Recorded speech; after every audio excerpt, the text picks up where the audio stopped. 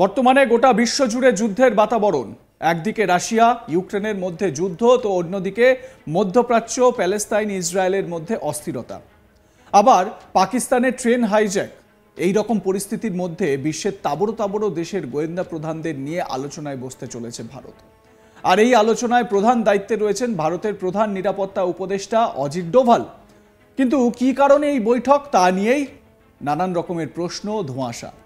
এই বৈঠকে কি আলোচনা হবে, কারা কারা উপস্থিত থাকবেন, জানলে চোখ কপালে উঠতে পারে। অজিত ডোভালের নেতৃত্বে এবার দিল্লিতে গ্লোবাল ইন্টেলিজেন্স কনফারেন্স বসতে চলেছে, আর তাতে বিশ্বের তাবড়ো গোয়েন্দা প্রধানদের যোগ দেওয়ার কথা রয়েছে। আর এই বৈঠকে উপস্থিত থাকার কথা রয়েছে আমেরিকার গোয়েন্দা প্রধান তুলসি গ্যাবার্ড, ব্রিটেনের MI6 বিখ্যাত MI6 এর চিফ রিচার্ড মুর সহ একাধিক দেশের গোয়েন্দা প্রধানরা। কনফারেন্স হবে আগামী 16 মার্চ। এছাড়াও অস্ট্রেলিয়া, জার্মানি, নিউজিল্যান্ড এবং আরও বেশ কয়েকটি মিত্র দেশের গোয়েন্দা প্রধানরাও নয়াদিল্লিতে আলোচনায় অংশ নিতে পারেন বলে সূত্র মারফত জানা গিয়েছে। এ বিষয়ে বাংলাদেশের সাংবাদিক শাহিদুল হাসান খোকন আমাদের কি বলেছেন শোনাবো আপনাদের। উদ্বেগের জায়গাটা যে আরো দিন দিন বাড়ছে, সেই কারণেই কি বলা যেতে পারে একটা তৎপরতা? ট্রাম্প অ্যাডমিনিস্ট্রেশনও কি চুপ করে বসে থাকবে?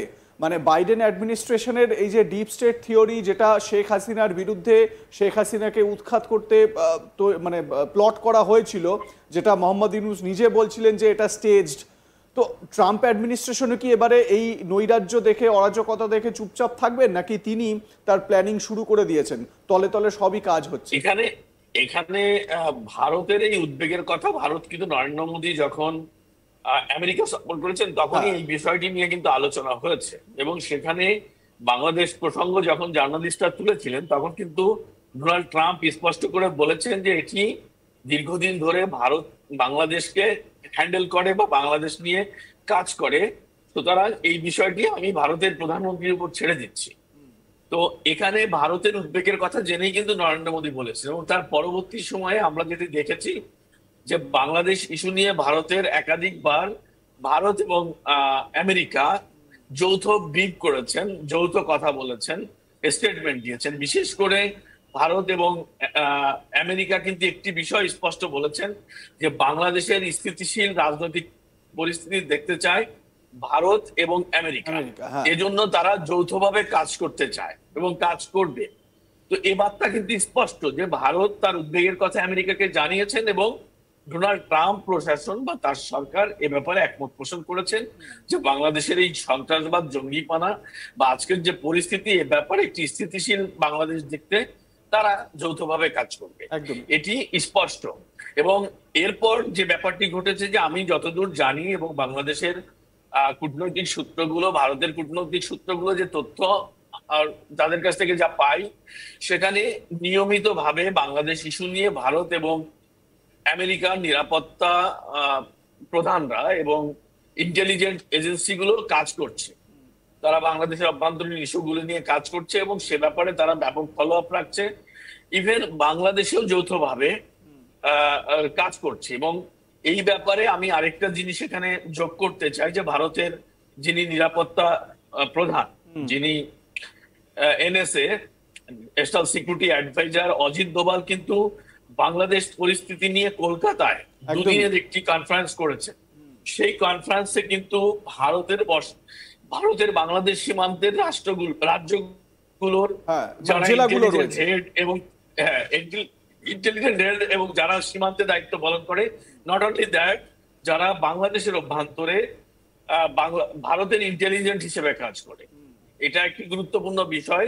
তারাও কিন্তু এই বৈঠকে উপস্থিত ছিল, এবং সেখানে কিন্তু ওপেন আলোচনা হয়েছে বাংলাদেশের কি সিচুয়েশন, কোন দিকে যাচ্ছে, কারা সেখানে সন্ত্রাসবাদের সাথে যুক্ত, কোন শ্রেণীর মানুষ সন্ত্রাসবাদের সঙ্গে আছে, তাদের ভিউটা কি, তারা আসলে কি টার্গেট নিয়ে আগাচ্ছে, এভরিথিং নিয়ে আলোচনা হয়েছে। এবং সেখানে ভারতের সীমান্তে ISR যে ঘাঁটি গিরে, ISR যে ক্যাম্প গিরে ওখানকার জঙ্গিদের দিয়ে ভারতকে অশান্ত করার যে পরিকল্পনা, সেটি নিয়েও বিশদ আলোচনা হয়েছে। এবং সেই জায়গাগুলো কিন্তু অলরেডি ইন্ডিয়া আইডেন্টিফাই করেছে, যে জায়গাগুলোতে তারা বসতে পারে বা যেখান থেকে হামলা করতে পারে, সেই জায়গাগুলো তারা আইডেন্টিফাই করেছে। এবং এই বিষয়টি নিয়ে কিন্তু অজিত ডোভাল 16 তারিখে, যেটি আপনি শুরুতে বলেছিলেন যে 16 মার্চ যে সমাবেশ হবে, এটি আন্তর্জাতিক সন্ত্রাসবাদের একটি সন্ত্রাসবাদ প্রতিরোধের জন্য একটি গোয়েন্দা সমাবেশ সম্মিলন, যে সম্মিলনে আলোচনার প্রধান দৃষ্টি হচ্ছে আন্তর্জাতিক সন্ত্রাসবাদ দমনে গোয়েন্দারা কি ভূমিকা রাখতে পারে, সেই আলোচনাটি সেখানে হবে। এবং মজার ব্যাপার যে সেখানে কিন্তু শুধু আমেরিকা বা ভারতের গোয়েন্দা প্রধানরাই থাকছেন না, সেখানে ইউএস, ইউকে, জার্মান, ব্রিটেনের MI6, বিখ্যাত MI6 তার প্রধান থাকছেন।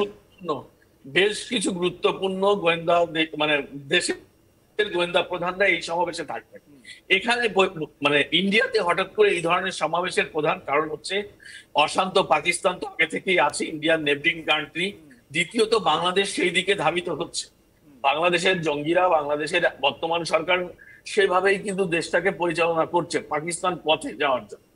তো এই পরিস্থিতিতে দাঁড়িয়ে সন্ত্রাসবাদের, আন্তর্জাতিক সন্ত্রাসবাদের জন্য ভারতের যেমন ভারতের মধ্যে একটি গণতান্ত্রিক এবং কি বলবো যে শান্তিপ্রিয় রাষ্ট্র কাঠামো যখন হুমকির মুখে পড়ে, রাষ্ট্র শান্তিপ্রিয় এবং নিশ্চয়ই শান্তিপ্রিয় একটা রাষ্ট্র যখন হুমকির মুখে পড়ে, তখন আন্তর্জাতিক সম্প্রদায়ের মধ্যে নিশ্চয়ই উদ্বেগের কারণ হয়ে দাঁড়ায়।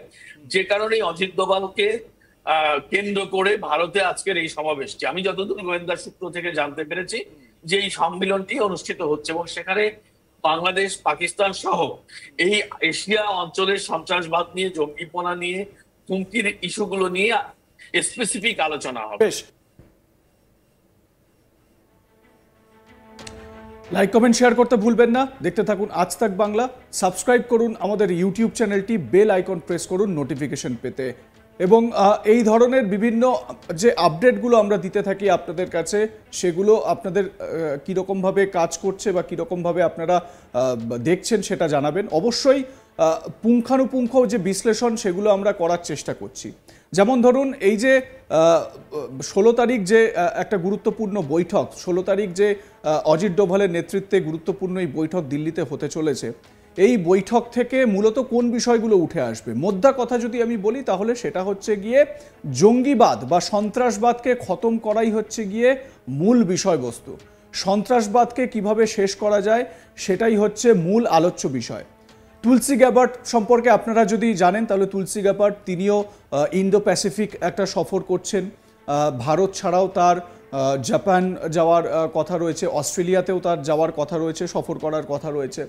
এবারে এই তুলসী গ্যাবার্ট তিনি কিন্তু ভীষণ রকমভাবে বিভিন্ন মুসলিম যে জঙ্গি সংগঠনগুলো রয়েছে সারা বিশ্বে তাদেরকে কিভাবে নির্মূল করা যায়, বিশেষত এই যে রিজিয়নটা ভারত এবং সংলগ্ন যে জায়গাগুলো, সেই জায়গাগুলোয় কিভাবে সন্ত্রাসবাদকে মোকাবিলা করা যায় বা নির্মূল করা যায় সেই নিয়ে তুলসী গ্যাবার্টও ভীষণ রকমভাবে অ্যাক্টিভ।